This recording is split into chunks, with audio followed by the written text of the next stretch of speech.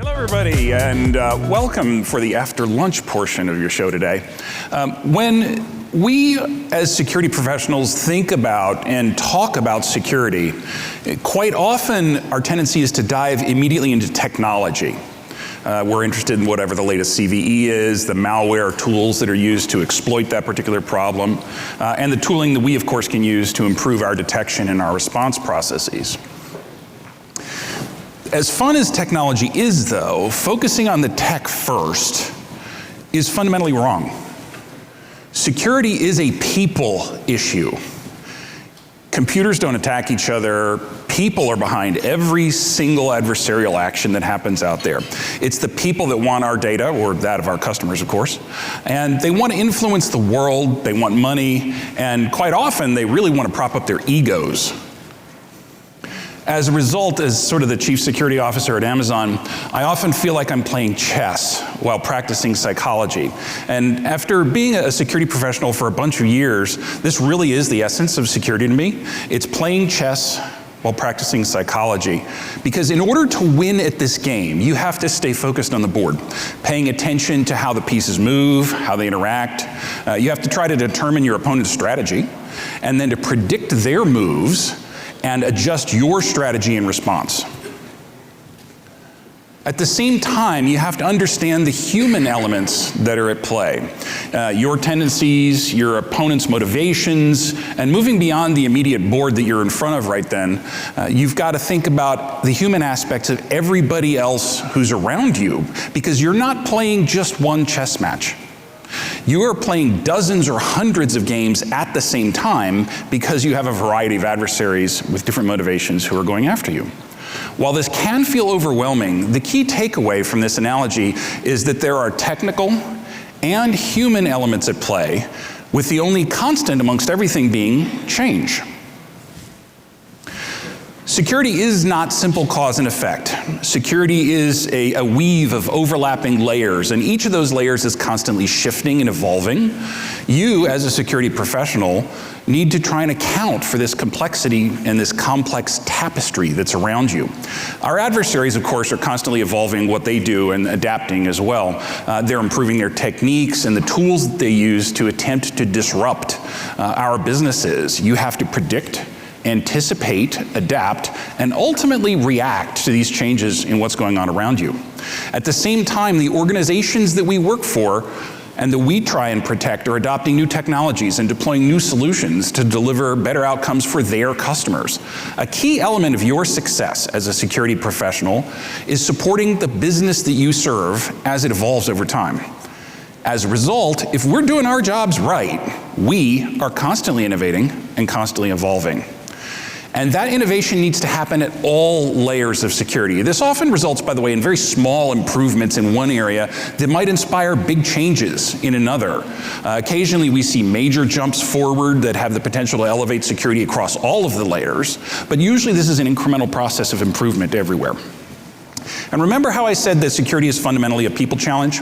This holds true for the defenders as well as the attackers. Because of a critical industry skills shortage, at AWS we're innovating in how we bring more people into the cybersecurity profession, and we're innovating how we work to upskill those who already are here.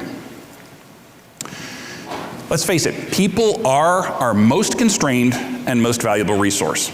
They have an impact on every layer of security. It's important that we provide the tools and the processes to help our people be as effective as possible. My goal, by the way, is to have our people focused on the most ambiguous dynamic problems which can't be solved by software. That means providing the right tools to automate and scale the work that takes attention away from that focus.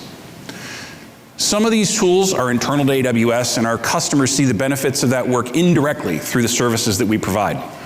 Other tools we offer directly to our customers because we know that they're going to want to see exactly the same benefits that these innovations have already delivered internally at AWS.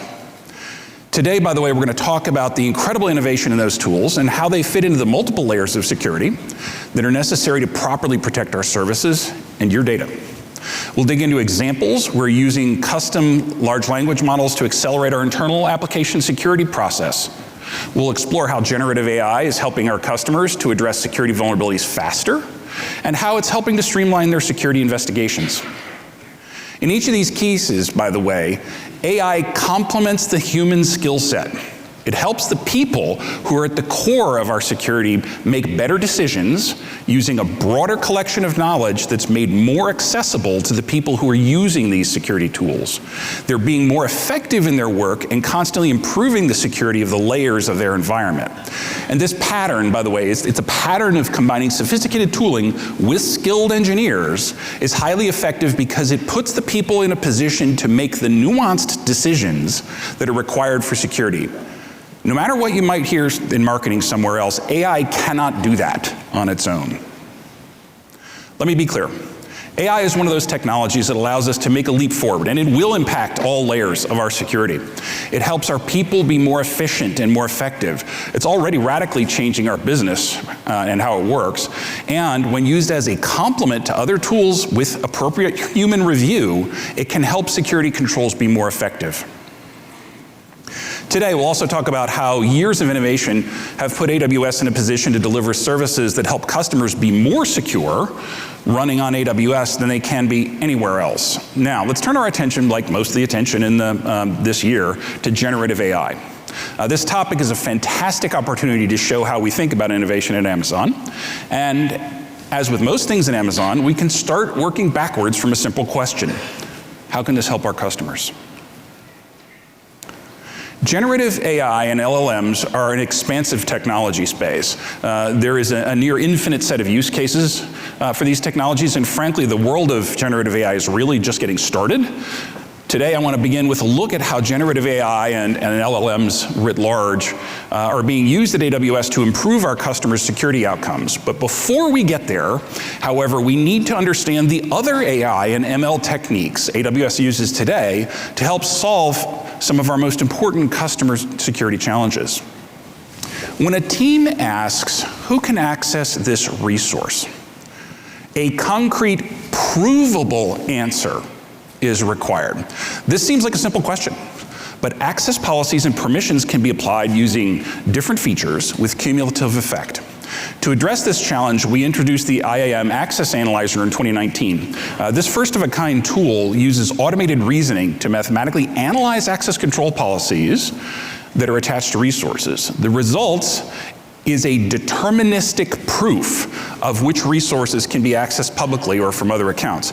Notice I put emphasis on deterministic there. There's reason for that. We'll follow up later on. We went on to release the VPC Reachability Analyzer and the Network Access Analyzer, which similarly allow us to definitively prove whether VPC or network resources are reachable from the internet. We've also delivered Amazon S3 Block Public Access feature to customers, which uses automated reasoning to ensure that the S3 buckets that you use have this feature enabled cannot be accessed publicly. Each of these tools are part of our Provable Security initiative, where we give customers tools which help them ensure their configurations are providing the security that they require. These tools are authoritative. Using mathematical logic, they provide a high level of assurance that your configuration is what you expect it to be. Because of the strict formalized approach it takes, automated reasoning is the best choice in tooling to address this type of challenge. When we launched Amazon GuardDuty in 2017, the service used pattern matching to identify security issues in customer accounts. It did this by looking for matches to signatures of known malicious activities. Fast, effective, easy to implement approach when looking for specific actions, but doesn't cover everything. We knew our tooling had to constantly evolve and innovate to stay ahead of our adversaries, so in 2017, the same year, GuardDuty added the first of its machine learning capabilities, expanding its approach to help detect anomalous behavior within a customer's account. These machine learning models deliver probabilistic predictions which help to more accurately isolate and alert on suspicious user behavior. So you know we're going through this transition here of something that's provable and deterministic to something that's probabilistic. Machine learning is a great tool to help GuardDuty spot undesired behavior. These ever-improving models are tuned to assess activities and, with a high degree of confidence, determine if there is undesired activity in an account. LLMs and generative AI are the newest tool in the chest to help improve security outcomes. I laid out some of the history of AI and ML at AWS for a reason. Gen AI plays a new and different role when compared to automated reasoning or other forms of machine learning. As an example, let's look at Amazon Inspector's Lambda function scanning. Through deep semantic analysis of your application code, this service uses machine learning models and automated reasoning to help you identify code vulnerabilities and provide guidance that you can use as part of remediation. When the service generates a finding, it highlights where in your code base the issue exists, its potential impact, and recommendations on how to address the issue. Generative AI can help take this solution one step farther, and that's exactly what the team is doing with the launch of Amazon Inspector Code Remediation for AWS Lambda Functions. This Amazon Inspector feature uses generative AI to help developers reduce the time it takes to address security issues within their code. In addition to the details they previously received about the issue, this new functionality creates in-context code patches for multiple classes of vulnerabilities to address these issues. By analyzing the specifics of the situation, the model powering this feature can write a custom patch for customers. After verifying the functionality proposed is what they want, developers can then merge the code, addressing the security issue quickly and effectively. This case use is only possible with generative AI. Using earlier approaches to machine learning, only really generic advice could be provided. So if there was an injection attack vulnerability in your code, telling someone, sanitize your inputs, well, okay, it's correct, but it only helps a developer so much. That simple statement assumes a lot of understanding and nuance on the part of the developer. Sanitize your inputs, and here's the code that does that for your application in this specific instance, is a much more powerful way to solve the problem. And it doesn't just solve this one problem, it helps educate the developer at the same time with an approach that they understand and can internalize. Because, believe it or not, developers are actually people too. And they need that information given to them in a way that they can digest and understand. The context of the original finding is the key to delivering great results with this generative AI model. The Amazon Detective team took a similar approach with this service's new Finding Groups summary feature.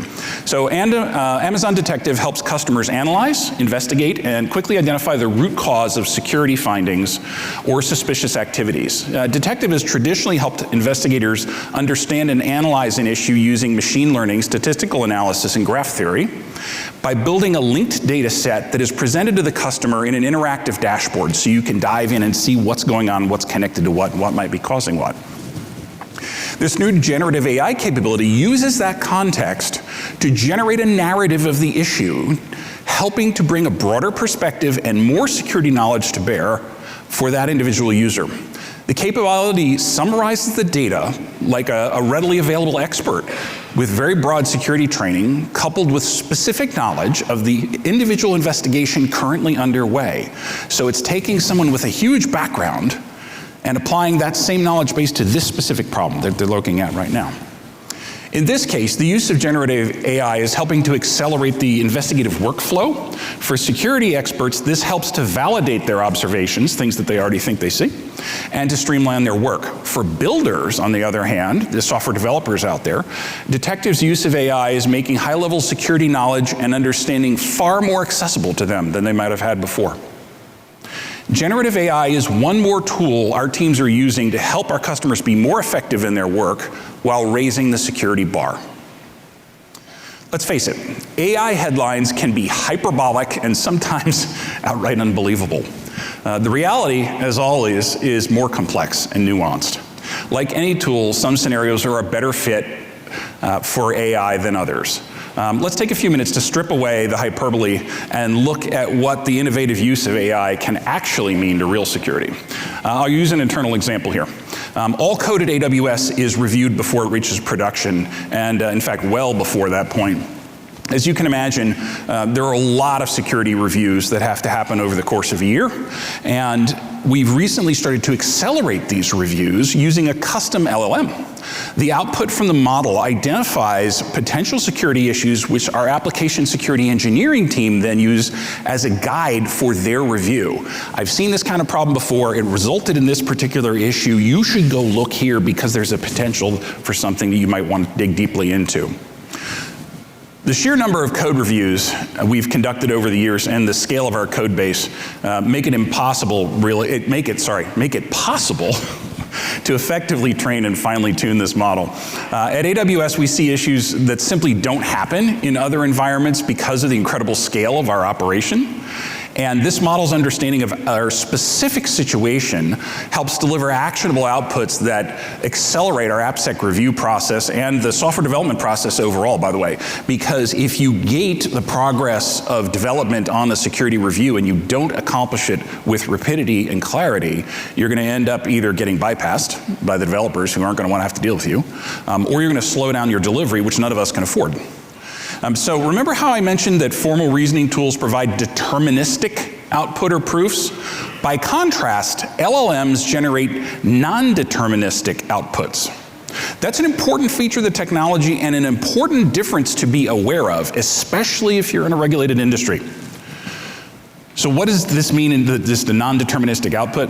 Simply put it, if you and I both enter the same query into the same application that uses the same model right now, we may, and in a lot of cases likely will, receive different answers. Those differences increase as the model changes over time. Understanding this fundamental nature of LLMs helps our teams get the actionable outputs that accelerate our AppSec review process. The model can identify an enormous variety of issues, some that the engineer might not have spotted on their own. As a counterpoint, the model also may not identify every possible issue, and therefore cannot be the only way to identify issues. This is about using tools like generative AI where they're at their sweet spot and understanding what the limitations are so that you can ensure that you fill those gaps. What does the model really do? It expands the engineer's access to knowledge, but does not replace their own high-level skills. Its AI-enabled, human-supervised approach provides better accuracy and complete views that are needed for security while our teams still gain the benefits of the technology. If anyone tells you their generative AI capability can completely replace your security engineers, be really suspicious. There are enormous efficiencies to be gained to be had for sure, but engineers are still required to ensure that we get each layer in the security stack exactly right. The key to the success of our internal use of LLMs, beyond the creative ideas and hard work of the team involved, is the understanding of how the LLMs fit into the workflow. The teams don't cede all the decision-making to AI. While that would make a great idea for an Amazon Studios movies where the security AI bot just does everything, that really doesn't work in the real world. The more appropriate approach is one where the model helps talented engineers do their work more efficiently and more effectively. So let's talk about how you can use generative AI safely and appropriately. After all, security is here to help businesses succeed. With each innovation in AI, new challenges and opportunities emerge. It's incumbent on the security teams, you folks out in the audience here, to help the business understand the benefits and the risks of these leaps in innovation. We've grappled with this at Amazon internally throughout our business, but with strong foundations in place, we were well prepared to step up the challenges we've been working with AI for years. When our business has identified an area where AI will help them achieve their particular goals, we found that there are three big questions which help shape the alignment of the security needs and the business workflow. And I suggest you think about them in your own environment. The first question is, where's the data? Your business teams are sending data to an LLM for processing right now, whether you're aware of it or not.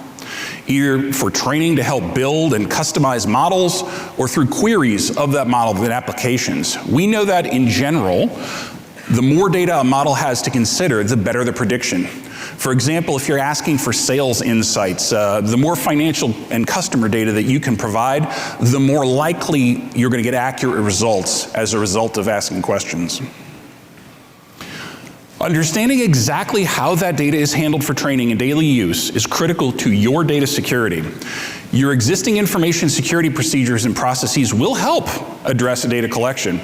There are also tools out there like Amazon Data Zone that can help you. The analytics database AI ML tracks, by the way, here at AWS reInvent have more information on how to approach this area. So we'll move on to some more unique areas of this particular workflow.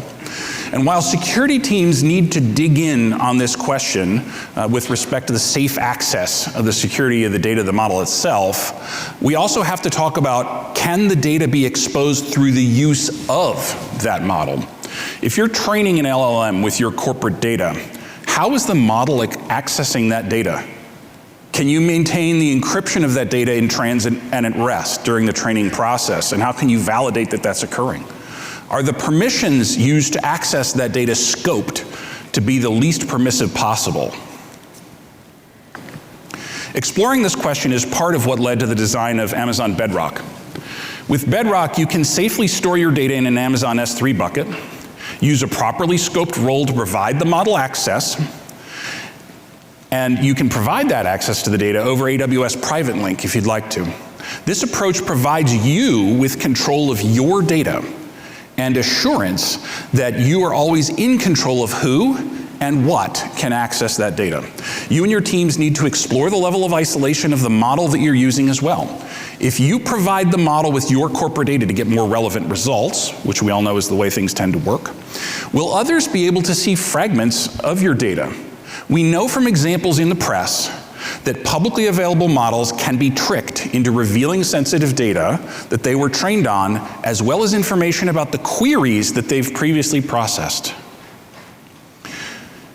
When a user queries a model, by the way, like write a summary of this quarter's business goals in the style of my company about XYZ, will the model reveal the sensitive data you provided as part of its training activity? Is that possible with the service that you're currently using? These concerns are why Amazon Bedrock provides customers with the ability to privately customize foundation models. This provides the benefits of the latest models with strong isolations for your sensitive information. The next security question to ask: what happens with my query and with any associated data? Training data is not the only sensitive data set you need to be concerned about.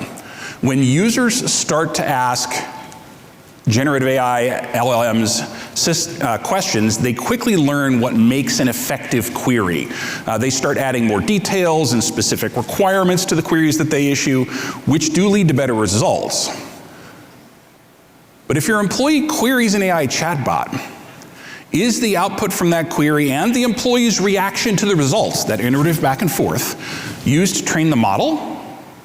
What about the file that the employee submitted as part of the query? The way the service handles that data is a question you need answers to before, ideally, you use chatbots or to continue to use them safely.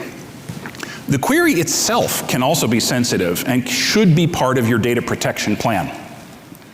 There's a lot you can infer from a question that a user asks. Are there any indicators showing why sales are down in the Northwest? Shows both a negative business outcome, sales are down, and a lack of strategy to address the issue, as in, why are you asking me that? You should already know the answer. With that knowledge, guess where a competitor may invest their marketing dollars? So how do the answers to these particular questions about the data fit into your compliance activities? Can the AI services you're using meet your compliance and regulatory requirements right now as they process the massive amounts of data that you're providing to them or your staff are providing to them? These challenging questions need to be addressed to reduce the risk of not meeting your compliance obligations and, in some cases, regulatory requirements. Finally, we need to ask, is the output of the generative AI models accurate enough? The quality of the outputs from these models are steadily improving. We've discussed how security teams can use generative AI as one of a group of tools to address these challenges. And other teams, of course, can do the same thing. From the security perspective, the use case defines the risk. If you're using LLMs to generate custom code, is it well written? Is it following your best practices, etc.? That's why features like assisted code remediation in Amazon Inspector, the generated code is provided to the user with the context of the issue it addresses. This puts the builder in a position to leverage the expert knowledge of the model and their own skill set to validate the code before deploying it to production. These three questions: where's our data? What happens with my query and the associated data? And is the output of these models accurate enough?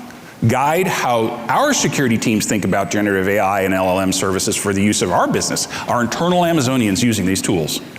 You should answer the same questions to ensure that you're meeting your own company's security requirements. The answer to these questions changes depending on the model in question and how that model is delivered. In our opinion, you, the customer, should have control of your data and be able to use the model of your choice in a safe and secure manner. When it comes to AI, our guiding tenet is simple. Your data is just that, yours. This is the approach we took with the customization capability available to customers of Amazon Code Whisperer. This feature allowed its customers to securely connect Code Whisperer to your internal code stores to create multiple customizations. This provides Code Whisperer with the context needed to generate code that meets your organization's use of internal libraries or APIs, best practices, and architectural patterns. Customers have fine-grained control over which developers have access to the customizations, and each customization is isolated from the foundation model underlying Code Whisperer. We don't use your code or the customizations from it to train the underlying model powering Code Whisperer. This set of controls provides customers with the controls they need for their developers to take advantage of the expert knowledge that Code Whisperer's model makes available to them while keeping their code and their data safe. Amazon Bedrock, which is now generally available, is built with the same security approach. Your content is not used to improve the base models and is not shared with third-party model developers. You can train your instance of a foundation model on your data safely using a visual interface without any code, knowing where and how your data is actually being used. Your data in Amazon Bedrock is stored in the region of your choice so that you can make your own decision about data locality requirements.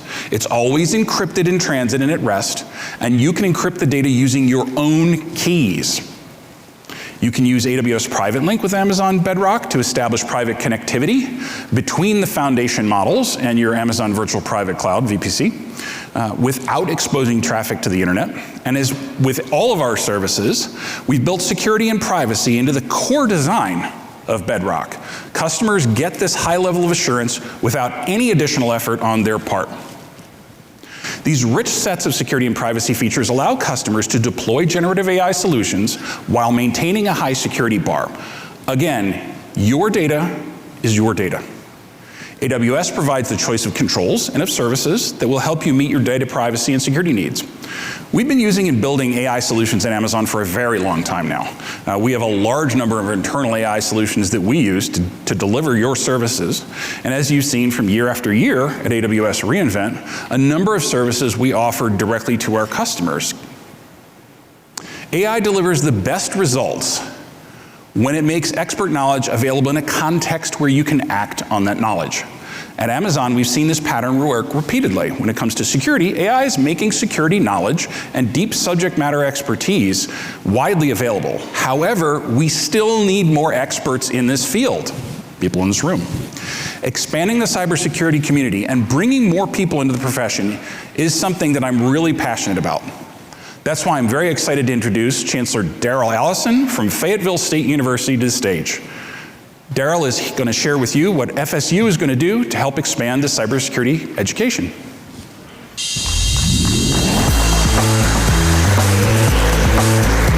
There you go. Thank you. Thank you. Thank you. Well, hello there. How are you?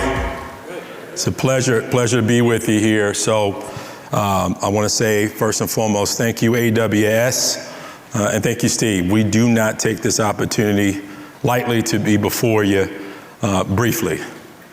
Now you heard Steve say FSU. I'm gonna put you on the spot. How many of you initially thought about Fresno State University? And then maybe Florida State. University. Well, there's another FSU I want to introduce you to. I think you'd be pretty interested in what we're doing here in this space called cybersecurity. It's a very important subject matter of the day. I'm the 12th Chancellor of Fayetteville State University, and I'm honored to be with you today. Fayetteville State University, founded in 1867, 2 years after the Civil War, by 7 black men. And you can imagine 1867, the kind of students that they had in mind in order to help elevate and liberate in terms of education. We're proud of our history. We have the designation of a historically black college university, HBCU. But what's fascinating about Fayetteville State University in 2023 is that it's one of the most diverse universities you'll find in America. Yes, we have the designation historically black college university, proud HBCU. But 46%, nearly 50% of our student population of 7,000 students are what we call adult learners, 25 years and older. 30% of our nearly 7,000 students are what we call military affiliated students. These are active duty, veterans, spouse, dependent, reservists.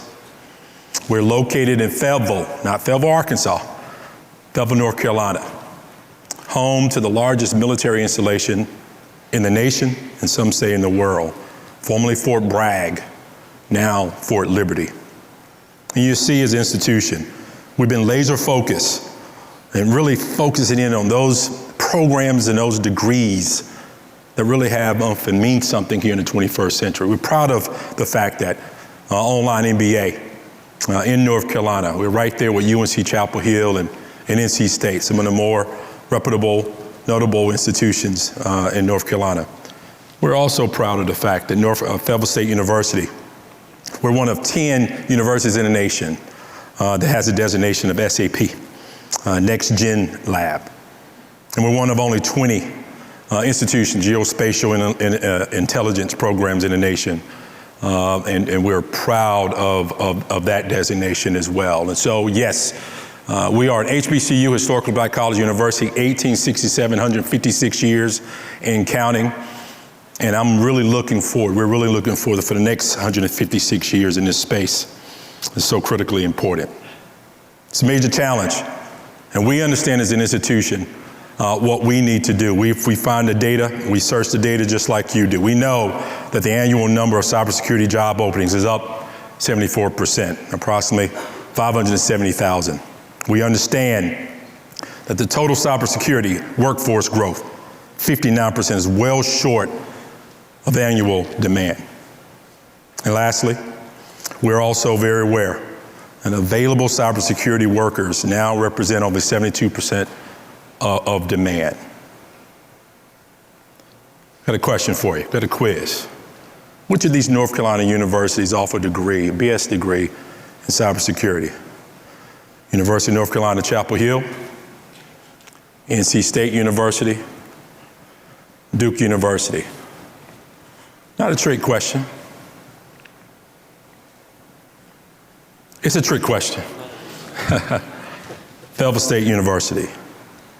We're proud of the fact that we're one of the 3 public universities in North Carolina as a BS in cybersecurity, and we're laser beam focused as an institution. Why is that? We're here to help solve the problem together. We understand the demand. And so for us, we are one of 104 historically black college and universities in the nation. And in those institutions, you'll find over 345 total students, 50 degrees conferred annually, 17,000 STEM degrees, and 7,000 business degrees. And again, in North Carolina, our online MBA is only third to UNC Chapel Hill and NC State.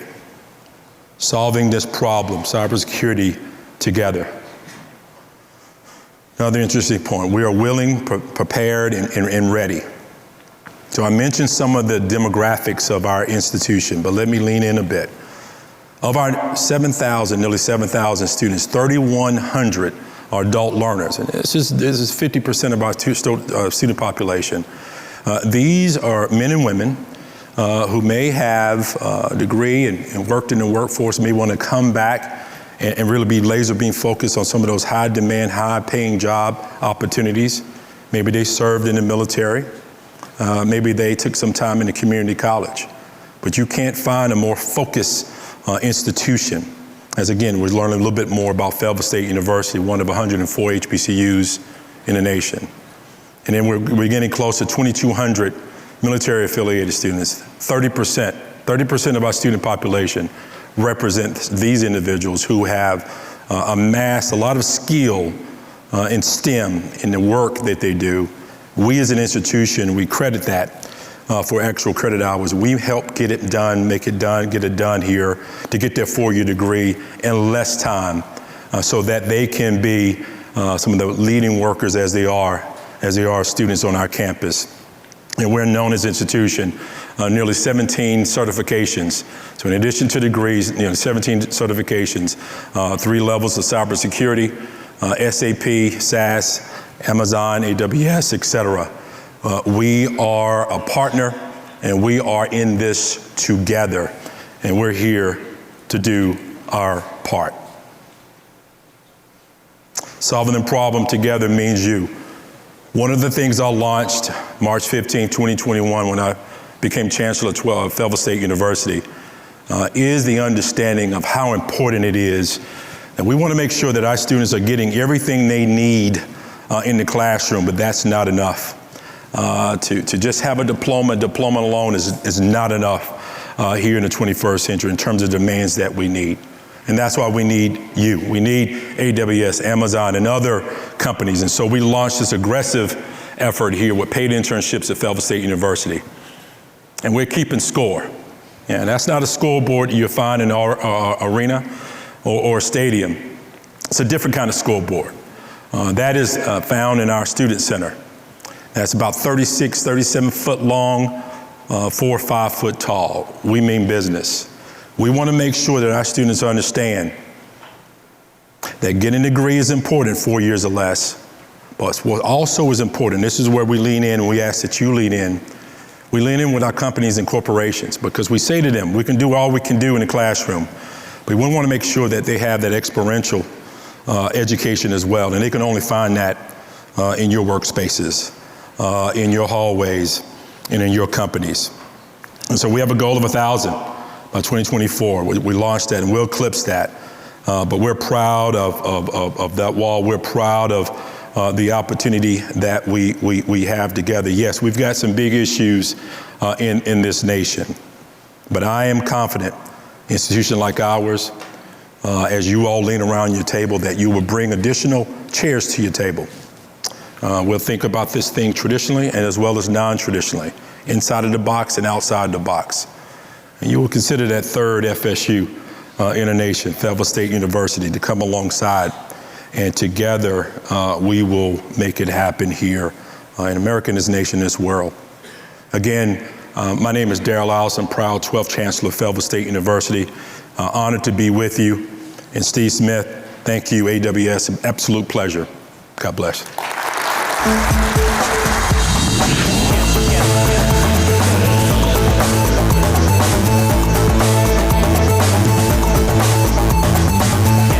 Thank you, Chancellor Allison. The progress made helping expand the cybersecurity community is inspiring, and I'm excited to see what FSU, the NCAA, and Amazon can do to expand this important workspace. I'd like to shift now to looking at innovation from a different lens. I opened the session talking about the opportunities that generative AI and large language models present for security outcomes. What does that look like when balanced with the rest of your security practice? With that innovative approach, streamlining what we're already doing and what the new opportunities might be unlocked. To help explore this area, I'd like to welcome Asaf Rappaport, CEO of Wiz, and Chris Betts, the CISO of AWS, to the stage.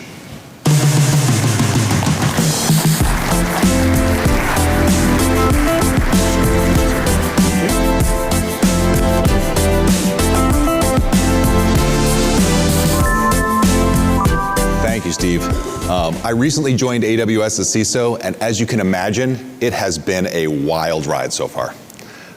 Even having spent almost 5 years as a CISO for some very large AWS customers, I've only begun to appreciate the depth of security work going on. As I've met with Amazonians and customers, this conversation about talent, about generative AI, about innovation continues to come up. And I think it's a great place for us to have a conversation. So I want to introduce, or reintroduce, Asaf. So thank you for joining us today. You're CEO of one of our APN partners, Wiz. You're also an AWS customer, and we've known each other for probably more years than either of us are willing to publicly acknowledge. I'm hoping you can share some of your unique insights in these areas with us. So definitely, if I'm referring to the chancellor, for example, and you know, talking about the talent, for example, and one of the biggest challenges that we have, and we all talked about like the lack of talent that we have in the cybersecurity space. I think this is the biggest challenge for us. You know, I'm building a product, but having said that, we always know that it's people first, then processes, and then product, in that order. So the talent gap is definitely something that we're tackling in a way. So basically, the way we're looking at Wiz, which I think is kind of unique in a way. So first of all, we understand that we don't have a silver bullet. And that's the main thing. You know, we know the talent is tough to get there, and it's getting tougher.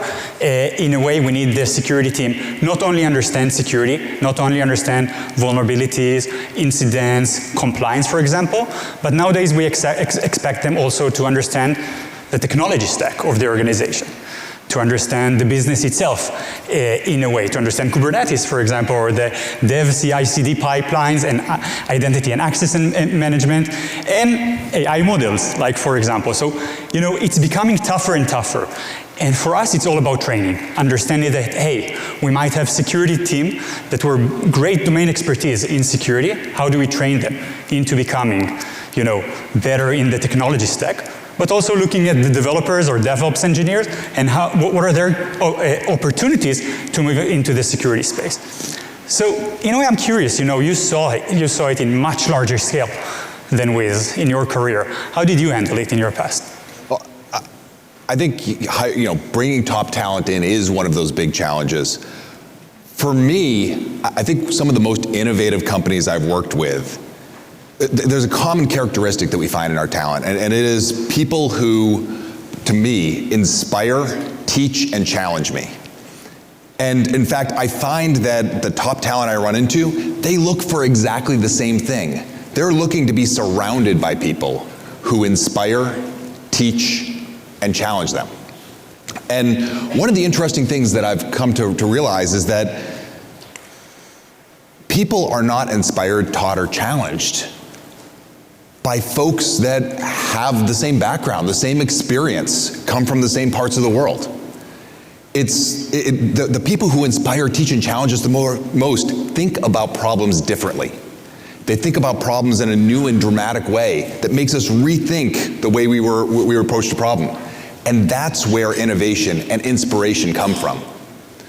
And so I think part of our jobs is to hire people, but also to create environments that bring in that broad range of perspectives. And so I think finding top talent's about creating that environment where we're all building on each other, where we're inspiring, teaching, challenging each other, and really building that next level. You know, we heard Steve ask the question about generative AI, speaking of just massive transformation and innovation in the space. You know, and he asked, what happens to our data? What happens to your data? And so how do you approach this? When a team comes to you and asks you, hey, we want to use generative AI, or maybe they already are, how do you think about that problem? So it's actually quite interesting, and what we're seeing is actually similarities in a way to what we saw in cloud security. In a way, AI security today is what cloud security was 10 years ago, for example. And I'll give you two example, and also Steve talked about it. But the first and foremost thing, if you go 10 years ago, talking about cloud security, you didn't have, developers and security team weren't that talking too much, in a way. We got in the last 2 years mature in a way that today we have DevSecOps organization, for example. So this is one thing. We're talking to organization that this is probably the first time the data scientists are talking to the security teams. This maturity that took us 10 years, we must do it faster in a way in the AI, but definitely these are new challenges. Another example from cloud security, and going back 10 years ago, we had the concept of shadow IT. We're talking to CISOs, and for example, they didn't know which cloud applications or cloud services are being used in their organization. We are seeing similar thing.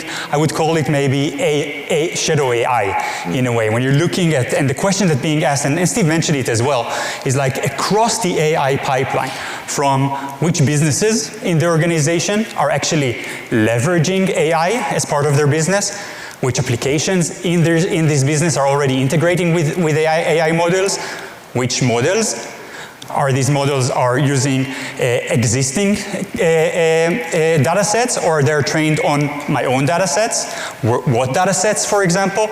And also Steve talked about the input and the output, the queries, the prompt that are super, super important, and the accuracy of that. I think across the pipeline, we're still seeing some of the, let's call it shadow AI in a way. But two things that are different today than 10 years ago from cloud security. First and foremost, the speed. We're much faster in cloud adoption. And the other thing that I think it's part of that, of the first one, is actually the security mindset for adoption. Like we had again, 10 years ago in cloud, if you're talking about security people, we had the cloudophobia.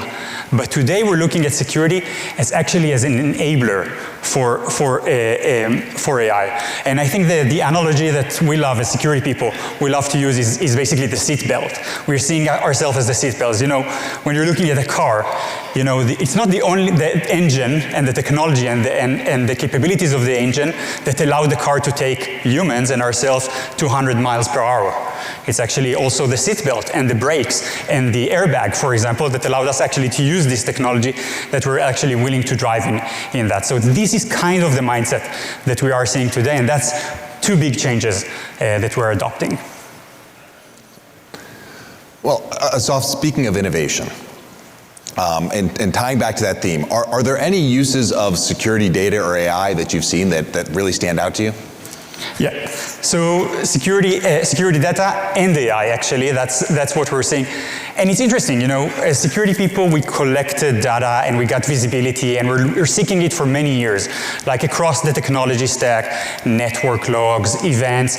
And what we're seeing today is actually organizations that are actually using the security data and AI in a way to get business insights about the organization. So we have a customer that is super interesting the way, and again, maybe the more obvious one is how do you use it for network optimization and network resilience, for example, and even FinOps, how do you use all the security data. But one small thing that was interesting, I must say, is actually they found a way that, and the correlation actually, between how fast, which teams are actually, and how fast they're solving their security issues, and the correlation to their prediction to the time of the project will end. And basically this correlation was, again, makes sense, but it's a great insight, which basically for all developers, if you want to finish your project on time, prioritize your security issues. I love it. Hey, Asaf, thank you for taking the time to be here and share your insights. I really appreciate it. I'm sure the audience does as well. Thank you.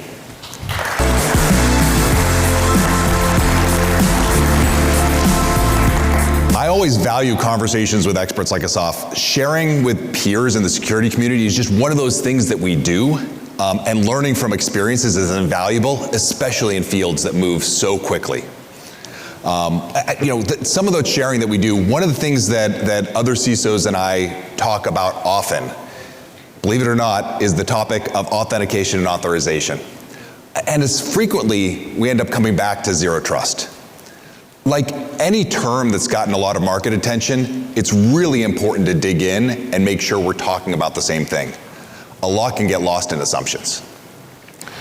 What I hear from other CISOs is that they need to make decisions around authentication and authorization with more granularity, flexibility, and frequency.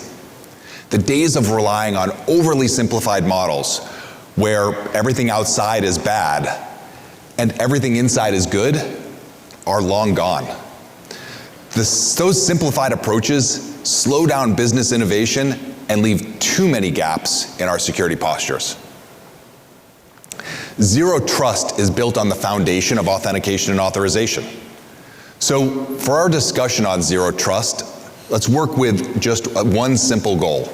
Let's talk about how to more precisely and scalably control authentication and authorization. At AWS, we see zero trust as a model where security controls that are applied to your assets don't rely solely on traditional network parameters. The model uses identity, device attributes, a variety of other signals to help you make continuous, adaptive, and nuanced access control decisions. Traditionally, authorization has been seeking the answer to the question, is this user or entity allowed to take this action? That's not good enough anymore. The question doesn't account for real-world conditions and the need for more dynamic assessments. We need to evolve this question. We should be asking, is this entity allowed to take this action, given the current posture, the overall environment, and a suite of other indicators? Authorization is moving away from one size fits all to a custom tailored fit. The technologies we've developed internally at Amazon and have built into the fabric of AWS Cloud enable these types of decisions to be made for every action taken, not just once per session. This isn't new. We've been building with principles you can think of as zero trust principles long before that term was used. It started with AWS Identity and Access Management, or IAM. This service is already operating at an incredible scale, processing more than 1 billion API calls per second. Using the capabilities of IAM, you manage authentication and authorization every day to AWS APIs. And now, we offer these type of capabilities for your APIs and applications as well. When you make a call to the AWS API, IAM policies define the permissions for a specific set of actions and conditions for that call. At a structural level, our secure and scalable design choices have stood the test of time. We rolled out SIG v4 for AWS API calls in 2013. It was designed to verify the authenticity of the request, including the information about the caller requesting it, the region where the request was made, all over secure TLS channels. There are echoes of that very same pattern in the need that we as CISOs see for access to our own applications. Look, connecting via VPN works. We've all lived that journey for probably the past several decades. But there's room for improvement in the experience and really to streamline the access control workflow. Improving user experience begins with unlocking from VPN. Restricting secure customer and user experience to VPN is simply too limiting. It fails to enable technology innovation. We built AWS Verified Access to deliver that seamless user experience through access to corporate applications without a VPN. This mirrors how we enable our hybrid workforce here at AWS and is a great example of using contextual data for authorization. If as a user, I'm allowed to access both a very sensitive customer internal support tool and a much less sensitive operational dashboard, you can use AWS Verified Access to only permit me access to the support tool after I authenticate with strong MFA from a corporate laptop that meets a certain set of security standards from a place that you expect to see me. It's all of the characteristics that you expect to see. Now, for the less sensitive dashboard, you could grant me access from my mobile or personal system after I meet certain security posture checks. It's about bringing together all of those data points about the user, their systems, the environment, what they're trying to access in order to make a decision. But look, zero trust is a lot more than accessing the front door of the application. We moved from VPN, which is kind of the network boundary, to the front door, but there's a lot more for us to do to really get to a true zero trust. We want to make authorization decisions that extend into the components and the business logic, all the way down to the data and the resources within your application. Amazon verified permissions can manage permissions and fine-grained authorization into the applications you build. If you dig a bit deeper into the service, you'll find the key innovation. It allows you to access authorization at the resource level within the application. Using the Cedar policy language, you can quickly define access within your application based on roles, attributes, or contextual signals. This flexibility lets you tailor fit your own access decisions inside your applications in a way that's simple to maintain and scales without adding needless complexity. And a new batch of authorization capability launched last week makes this even easier to scale. Look, both verified access and verified permissions use Cedar as a policy language. I know we at AWS have touched on this before, but it's worth talking about again. Cedar is a simple, expressive language purpose-built for authorization and built to be analyzed using automated reasoning techniques. Understanding the true result of multiple authorization rules has been a complex problem industry-wide. You get these layers of complex authorization rules and you're trying to figure out what's the result and is the result what you actually want. Having a consistent way to express those rules and a way that can be analyzed and understood is a significant win for all of us and for our teams. It helps drive both operational excellence. You don't want to be preventing people from taking actions you need them to. And it provides clarity so that you're only allowing access to the things that they need. This type of validation is possible because of the innovations of the Provable Security team. So we've been talking about zero trust as it pertains mainly about users. But there's a massive demand to implement these principles when it comes to service-to-service connections. Here, VPC Lattice plays a key role. It provides centralized access controls, authentication, and context-specific authorization for service connectivity across VPCs and accounts without the need for traditional network routing. We've invested heavily in innovations that power AWS Cloud to allow these technologies to deliver authentication and authorization at massive scale and in a manner that's provably correct. These tools help you make continuous, adaptive, and nuanced decisions. They move authorization from one size fits all to a custom tailored fit. As we've already discussed today, security teams need to work with builders and the rest of the business in order to reach your business goals. Authorization stands out as an area where this collaboration is paramount, working together to drive scale and efficiency. Too often, when it's difficult to right-size or appropriately scope permissions, access is over-provisioned, maintenance is terribly expensive, or the security team puts up roadblocks to that access. We offer a more flexible path to zero trust with a depth of enforcement options where identity and network controls not only coexist, but are aware of each other. From the network edge to the core, this approach strikes a strong balance between security and usability. This starts with the basics. All of us customers are already using AWS IAM. It's built into everything AWS. Leveraging the ability and the capabilities of AWS IAM Identity Center and AWS organizations today helps centralize the management of authentication and authorization. Customers can then validate their configuration using IAM Access Analyzer to validate what's configured in their environments. Just yesterday, we launched a new capability for IAM Access Analyzer, Unused Access Analysis. This feature allows customers to centrally discover and review unused access granted to IAM roles and users in your AWS organization.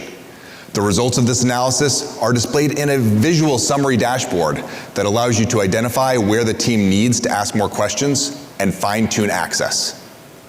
We've also added the capability to use automated reasoning to test the permissions that you're thinking of assigning and make sure that they adhere to your security standards. This feature, IAM Access Analyzer Custom Policy Checks, is available now.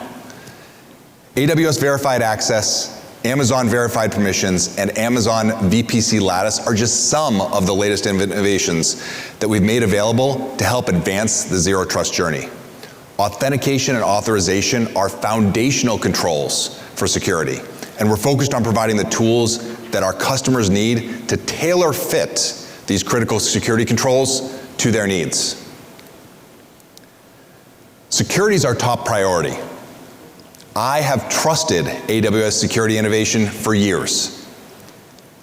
Being here and working with the teams building these innovative new technologies, I can see just how deeply security is ingrained into the culture of innovation here. In fact, it's not just ingrained, it's a key enabler for innovation. It's the standard we use internally to make decisions. That focus on security is why we've designed Amazon Bedrock and other generative AI services so that you are in control of your data. It's why we've integrated generative AI into our security services to help make the expert knowledge of our security engineers widely accessible to our customers. Generative AI is allowing us to help builders leapfrog the process of vulnerability remediation by providing not just the details of the security issues, but custom patch to fix the offending code and new assisted code remediation in Amazon Inspector. Generative AI is helping your security analysts and engineers be more efficient in their investigations, helping builders to be better, to better understand the sequence of events that comprise a security incident with the new finding group summaries available in Amazon Detective. Even with these advances, making security knowledge more accessible, we know that we need to expand the cybersecurity community. Chancellor Allison from FSU shared the impact of NCA's HBCU career program and what it's having on students and the larger community. This is a step in the right direction to expand the cybersecurity community. We need more brilliant brains solving really hard problems. There's more work to be done here, and I'm proud that we're stepping up to help. I encourage you to do the same. We talked about Zero Trust and how this strategy can help you build solutions using continuous, adaptive, and nuanced authorization decisions. You can move away from one-size-fits-all to a custom-tailored fit for authorization.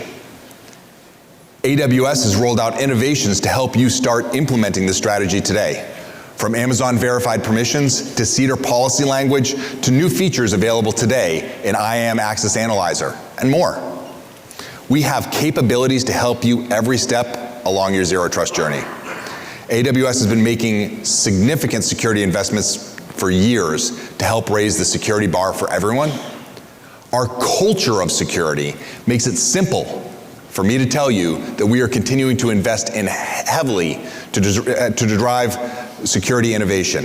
These innovations are delivering strong security outcomes for our customers while enabling builders to solve business challenges with the speed and flexibility that they need.